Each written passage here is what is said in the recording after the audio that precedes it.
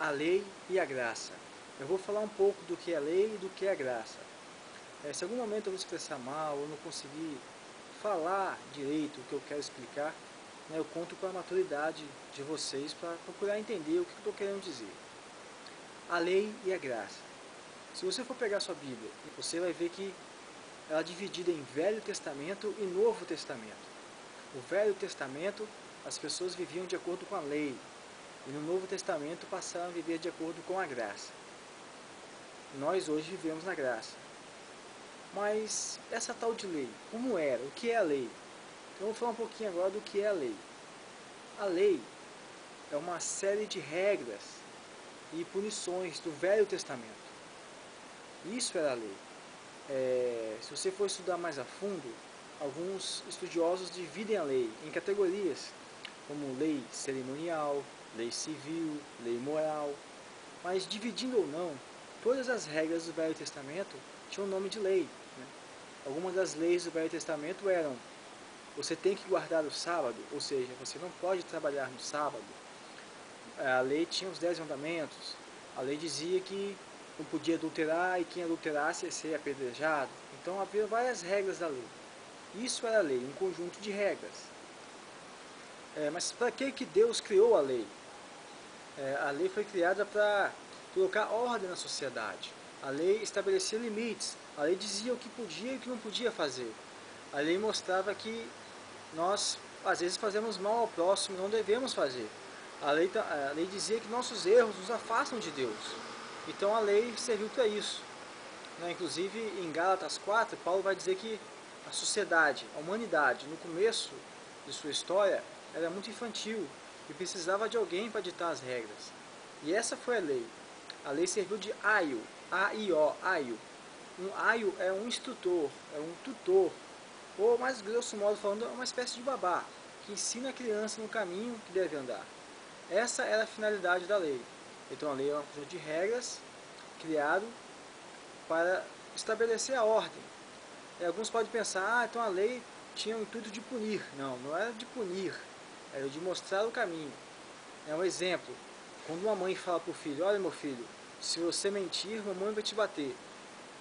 O objetivo da mãe não é bater, mas sim mostrar à criança que mentir é errado. Então essa era mais ou menos a ideia da lei. Além dessas regras que tinham sentido, não matarás, não adulterarás, também na lei haviam regras que aparentemente não tinham sentido. Eram meio confusas, meio estranhas, como uma regra que dizia que você tinha que matar um animal, sendo que você pecasse, um animal perfeito. Essas regras que aparentemente não tinham sentido serão esclarecidas na graça. Inclusive aquelas regras que tinham sentido serão melhor esclarecidas e até resumidas. Mas isso eu vou deixar para falar na frente quando falarmos da graça. Além da lei ser uma série de regras com o intuito de mostrar o caminho que se deve andar, a lei também tinha uma série de punições, as mais variadas, algumas até bem severas, porque a lei dizia que em alguns casos tinha que ser crucificado, tinha que ser apedrejado até a morte. Algumas leis mandavam até matar crianças. Muitas pessoas que não gostam da Bíblia usam esses castigos cruéis para falar mal da Bíblia, para falar que não devemos ler esse livro. Até mesmo nós, cristãos, quando lemos alguns castigos tão cruéis, a gente fica meio sem saber o que dizer, o que pensar. A gente não entende o porquê desses castigos tão cruéis. Na verdade, a gente nem vai entender, porque esses castigos foram feitos para uma sociedade específica, numa época específica. Esses castigos duros da lei foram importantes para uma época, para aquela época em que a lei foi escrita.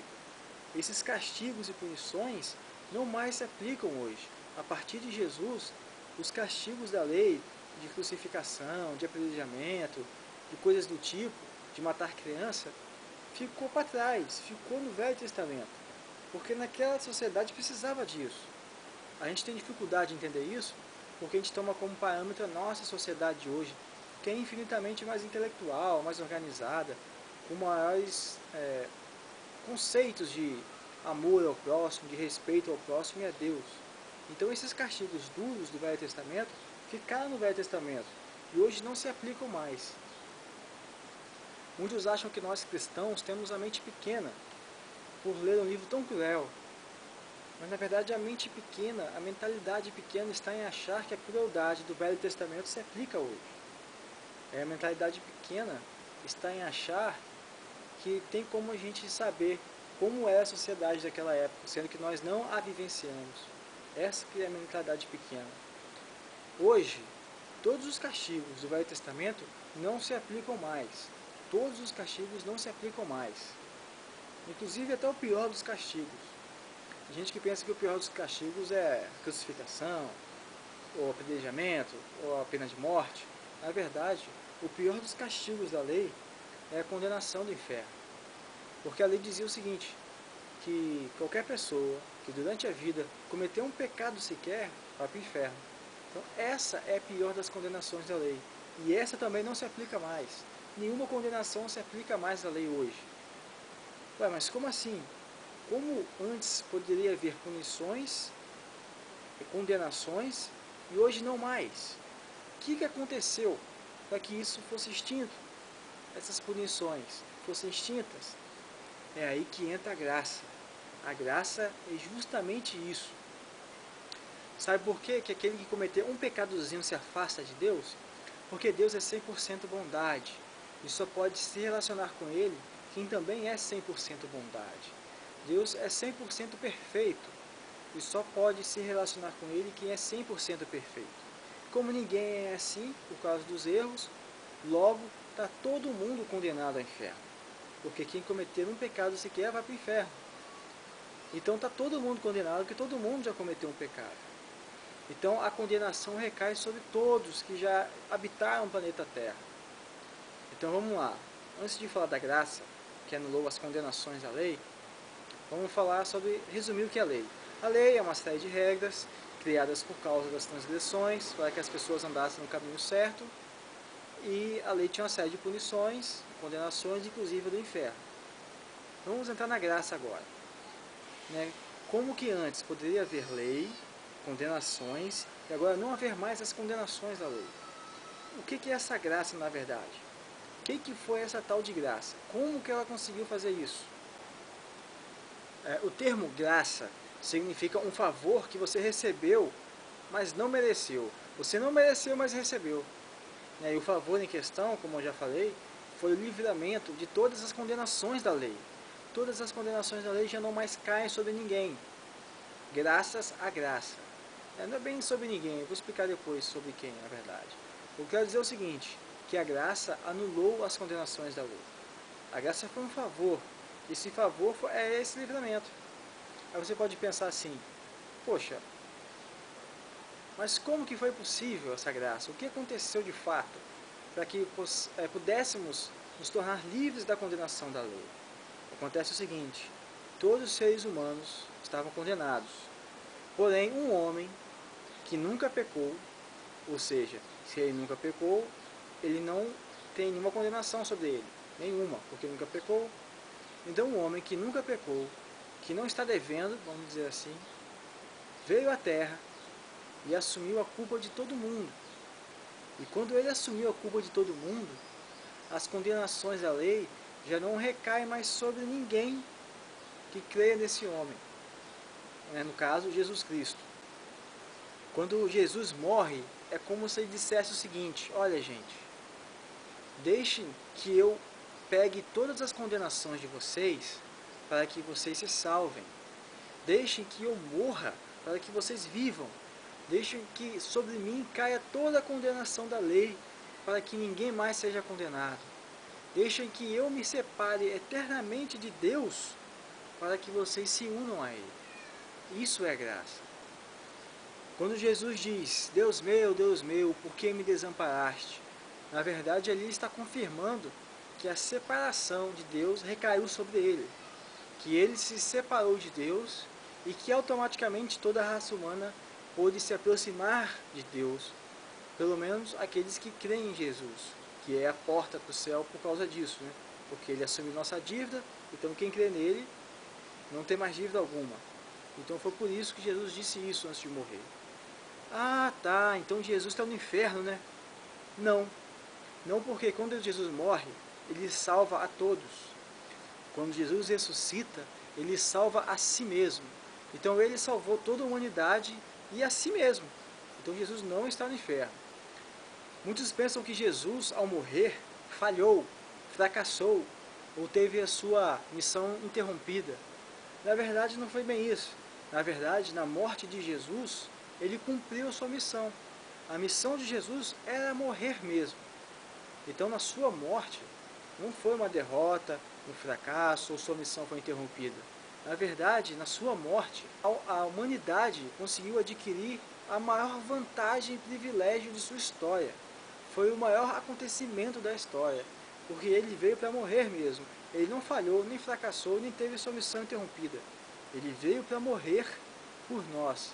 E ele cumpriu sua missão com louvor, porque além de morrer e salvar a todos nós, ele ensinou a cada um como viver e ainda se auto-ressuscitou, se livrando da morte. Então Jesus, ao morrer, cumpriu a sua missão com louvor, ao morrer e ressuscitar. Então, isso é graça. A graça é reconciliação com Deus, é aproximação com Deus, graças à morte de Jesus. Sua morte nos resgatou, nos reconciliou, pagou a nossa dívida, fez com que todos aqueles que crescem em Jesus pudessem novamente ter acesso a Deus. Inclusive é por isso que quando a gente ora, a gente fala em nome de Jesus, amém. Porque é em nome de Jesus que temos acesso infinito e ilimitado para com Deus. Aí é levantado um ponto, né? O que é necessário fazer para ser salvo? É tão simples que às vezes até fica difícil das pessoas entenderem. Porque para ser salvo, basta apenas crer, basta apenas crer, basta apenas crer. Quem crê já está salvo. Quem crê vai para o céu. Quem crê já está na graça, mesmo sem saber disso. Basta apenas crer. É simples assim. Às vezes se complica, mas é simples desse jeito. Basta crer. Quem crê está salvo. Uma outra questão também sobre a graça é o seguinte: então já que eu estou salvo, eu posso andar igual maluco, posso pecar à vontade, ou não, como é que eu devo viver? A Bíblia deixa isso bem claro. Aqueles que verdadeiramente estão na graça, aqueles que verdadeiramente estão em Cristo, tentam imitá-lo. Quem crê de fato, quem o ama de fato, o imita, o segue. É uma consequência, é algo que fazemos de modo natural, ou melhor, de modo sobrenatural. Quem crê em Jesus de fato, tenta buscá-lo, tenta ser igual a ele. É claro que por sermos humanos, não conseguimos sempre, erramos mesmo. Mas o nosso objetivo da nossa vida é tentar não errar mais. Porque quem ama a Deus e quem crê em Jesus, quem os ama e crê neles, verdadeiramente procura abandonar o mal e ser transformado. Ainda que lentamente, mas você é transformado. Quem crê em Cristo sente o desejo de se reunir com aqueles que também o seguem para compartilhar experiências, testemunhos, compartilhar o que tem aprendido da vida, compartilhar as lutas, as tristezas, as vitórias. Sente esse desejo de se reunir com aqueles que também amam a Deus. Aqueles que amam a Deus, além de sentir o desejo de se reunir com os que amam também sentem o desejo de se reunir com aqueles que também não amam.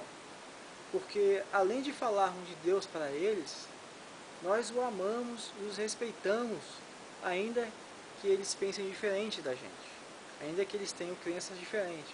Porque quem busca a Deus de fato, simplesmente ama e ama a todos. E na Bíblia, o amor não é simplesmente um sentimento bonito. O amor é algo prático. Quem ama, busca, perdoa, ajuda as pessoas e uma série de outras coisas do tipo. O ato de amar é o cumprimento de tudo que Deus quer que façamos na Terra. Na graça, a lei foi esclarecida. Sim, porque havia um princípio escondido em cada ensino da lei. Jesus dá uma nova interpretação da lei, uma nova maneira de se ver a lei e cada um dos princípios da lei. Por exemplo, não matarás e não adulterarás. Isso é o que a lei dizia. A graça vai ir mais fundo, vai dizer, olha, aquele que odeia já matou, aquele que adulterou aquele que pensou na mulher do próximo já adulterou. Então na lei dizia o seguinte, olha, basta não matar e não adulterar. Já na graça vai dizer, nem sequer maquinem o mal na sua mente, porque faz mal a vocês e faz com que vocês estejam a um passo de cometê-lo. A lei também dizia que o sábado era especial, o sábado é santo, o sábado é o dia do descanso. Já Jesus vai dizer, olha, todos os dias serão especiais e serão santos, desde que você os viva em santidade, desde que você os viva de forma especial. E todos os dias, de certa forma, são os dias do descanso, desde que você cada dia descanse em Deus, descanse em Cristo. E se você quiser separar algum dia, que seja qualquer outro dia para descansar, porque nenhum dia é mais especial que o outro. Afinal de contas, de que vale guardar o sábado, que guardar o sábado significa descansar, que ele é especial. De que vale guardar o sábado e pecar no resto da semana? O especial mesmo é descansar em Deus todo dia e viver todo dia em santidade. A lei também dizia no Velho Testamento que devíamos circuncidar nossos corpos. Já na graça, o que devemos circuncidar é o nosso caráter, a nossa alma, o nosso coração. A lei dizia, vai todo mundo para o inferno. A graça diz, estão todos salvos aqueles que creem em Jesus. Então esses são alguns ensinos que Jesus vem esclarecer sobre a lei e a graça. De maneira que a lei foi reinterpretada por Cristo, foi revista, foi vista de uma maneira diferente por Cristo. Isso é uma das diferenças entre a lei e a graça que Jesus nos ensinou. Bem, isso gera uma questão, né? A lei foi extinta, os castigos da lei foram extintos, mas e a lei foi extinta? Por exemplo, quem adulterasse tinha que ser apedrejado até a morte. E esse apedrejamento foi extinto. Mas e a ordem de não adulterar? Isso foi extinto? Isso é uma coisa que eu sempre tive dificuldade quando eu estudei, porque Paulo às vezes vai falar, a lei foi extinta. Em outros momentos, Paulo vai falar, a lei não foi extinta. Eu tinha essa dificuldade, até que eu entendi o seguinte, que a lei foi extinta não é um termo tão legal. Eu acho que é mais interessante falar, a lei foi reinterpretada. Então devemos cumprir a lei, mas não a lei como no Velho Testamento, mas a nova lei, que é a lei reinterpretada por Jesus. E olhando para Jesus, a gente entende o que devemos fazer, o que devemos cumprir. Aquilo que é errado sempre será errado. Porém, a gente sempre tem que olhar para Jesus e ver o que ele disse sobre aquilo. E entendendo o princípio das coisas, a gente consegue entender todo o resto. A gente também não precisa parar de ler o Velho Testamento por causa disso. A gente só tem que ler com atenção, porque algumas coisas já não se aplicam daquela forma que se aplicava. Então a gente pode ler, mas tomando esse cuidado. Até algumas coisas no Novo Testamento a gente não pode seguir a risca, porque por trás daquilo há um ensino, e é esse ensino que está por detrás que a gente deve praticar. Só que isso parece confuso, né? Como saber qual é a nova interpretação daquilo, como saber sobre o que a gente está lendo, como a gente deve agir. A gente sempre parte do princípio de que tudo é o amor. Então, tendo isso como princípio, fica mais fácil interpretar todas as outras coisas. Entendendo essa essência do amor, o resto fica até mais fácil de se interpretar, baseado nisso. Então, isso é lei, isso é graça. Né? A lei são as regras, os ensinos, e os castigos não se aplicam, os ensinos se aplicam, mas sempre observando a graça, né, de Jesus, aquilo que Jesus falou, aquilo que Jesus esclareceu. E sempre que você não souber como interpretar alguma coisa, tome o princípio do amor, da compaixão, da piedade, e assim você não erra nunca. Bem, vamos trazer para os dias de hoje a lei e a graça, tomando como parâmetro as igrejas do passado. Algumas pessoas do Novo Testamento, do tempo da graça, não entenderam bem a graça. E essa falta de entendimento trouxe muita confusão. Muita coisa ruim aconteceu por consequência da falta de entendimento do que é a graça. E esse tipo de erro que eles cometeram se aplica até hoje. Vou dar alguns exemplos. Na carta de Paulo aos Gálatas, tem um livro da Bíblia que não é Gálatas. Lá, os irmãos estavam falando o seguinte, que crer em Jesus não é suficiente. Tinha que fazer mais coisas ainda. Que a morte de Jesus não foi completa. Porque porque não basta apenas crer em Jesus, tinham que seguir algumas regrinhas. Então, para ser salvo lá, tinha que crer em Jesus e praticar umas regrinhas. E quem não praticasse essas leis, não estaria salvo aos olhos dele. E isso é uma prática terrível, porque essa prática anula Jesus. Essa prática diz que Jesus morreu em vão, o sacrifício dele não foi suficiente. Então, isso é uma consequência terrível de não se entender a graça, de se achar que crer não é suficiente. A gente acaba anulando a Cristo, falando que o sacrifício dele não foi completo, enquanto na verdade foi. Sempre que a gente anula Cristo, a gente comete um outro erro terrível, porque Jesus nos salvou. Se a gente anula ele, a gente anula quem nos salvou. E aí a gente está condenado de novo, né? Cristo nos salvou. Nós estamos anulando ele, falando que não foi suficiente. Então nós estamos anulando aquele que nos salvou. Anulando aquele que nos salvou, a gente fica sem ninguém que nos salve. E, como consequência disso, estamos condenados de novo. Olha que coisa terrível que é achar que crer em Jesus não é suficiente. Trazendo para os dias de hoje, isso ainda acontece. Pessoas se acreditam que crer em Jesus é pouco e ainda praticam essas coisas. Tem gente que acredita que tem que guardar o sábado, tem que circuncidar, tem que humilhar as pessoas que erram, que Deus ainda habita no templo, coisas que eram no Velho Testamento, mas que não se aplicam mais. E as pessoas acham que se não fizer isso, não vai para o céu. E estão anulando Jesus. E anulando Jesus, estão se condenando ao inferno, porque não podemos anular aquele que nos salvou, porque senão ficamos sem nenhum Salvador. E além dessas leis do Velho Testamento, hoje novas leis foram criadas para que as pessoas se salvem, como por exemplo, o crente não pode ir à praia, o crente não pode isso, o crente não pode jogar bola, as mulheres não podem usar calças, e várias outras invenções foram feitas, e as pessoas falam que quem não cumprir essas invenções vão para o inferno, ou seja, comete o mesmo erro do passado, o erro de associar a salvação ao cumprimento de regras, anulando assim aquele que nos salvou. Há inclusive as pessoas que acreditam que quanto mais difíceis forem as regras de uma igreja, mais espiritual ela é. Enquanto na verdade quanto mais de Deus as pessoas, mais espiritual essa pessoa é. Então você está dizendo que as igrejas não podem criar regras, né?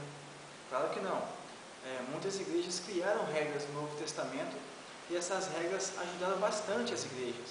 Ajudaram a organizar a igreja, ajudaram a fazer com que o evangelho avançasse, por exemplo. Então as igrejas podem sim criar regras, só que algumas questões precisam ser observadas, né? Como por exemplo, tem que focar a questão de que as regras não salvam ninguém. Essas regras têm que ser baseadas no amor, na compaixão, na misericórdia, na graça. Essas regras têm que fazer bem às pessoas. Essas regras não podem ser criadas para um grupo específico da igreja, mas sim pensando no bem comum de todos. Essas regras precisam ser sempre revistas e as pessoas têm que entender que elas estão sujeitas a serem extintas a qualquer momento. Então, quando você dá um valor exagerado às regras, a ponto de afirmar que sem elas ninguém se salva, você, além de anular a Cristo, você corre outro terrível risco, que é o risco de amar mais as regras que as pessoas. Havia um jovem rico que chegou para Jesus e falou: olha, eu faço tudo, todas as regras que precisam ser cumpridas eu cumpro. Aí Jesus falou para ele vender o que tinha para ajudar os outros, ele não fez. Ou seja, quando o assunto era as regras, ele cumpria, mas quando o assunto era o próximo, ele não cumpriu. Então existe esse outro risco de você inverter aquilo que você ama. Muitos acabam amando mais os costumes e regras do que as pessoas. E isso é a total inversão do Evangelho. E isso aconteceu e ainda acontece. Pessoas que amam mais as regras do que as pessoas. Você é daquele irmão que quando alguém falta muito, você é daquele que fala: ô meu amigo, ô meu irmão, que saudade de você, quanto tempo que eu não te vi, o que está acontecendo, posso te ajudar? Você é desse tipo de irmão ou daquele tipo que olha para o irmão que falta e fala: olha, você está errado de ficar faltando, Deus vai te cobrar, hein? Você é daqueles que se preocupam mais com as regras ou mais com as pessoas? Esses que amam mais as regras que as pessoas chegam a achar que as regras são as coisas mais importantes na vida do cristão. Inclusive, eles até julgam uns aos outros de acordo com as regras. Quem cumpre muito, eles amam muito e acham que essa pessoa é mais santa. Quem cumpre menos, eles acham que essa pessoa é menos santa.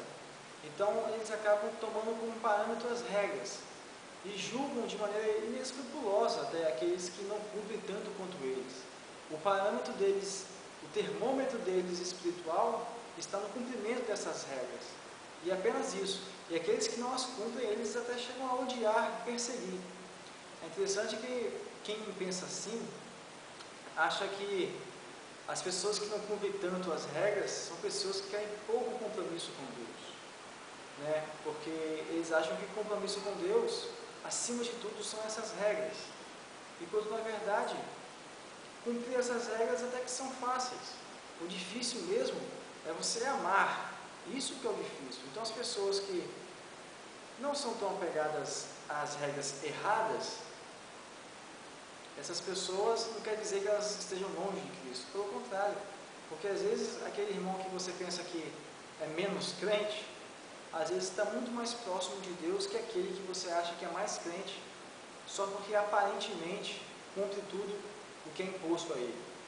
Quando você se apaixona mais pelas regras do que pelas pessoas, você inverteu completamente o Evangelho.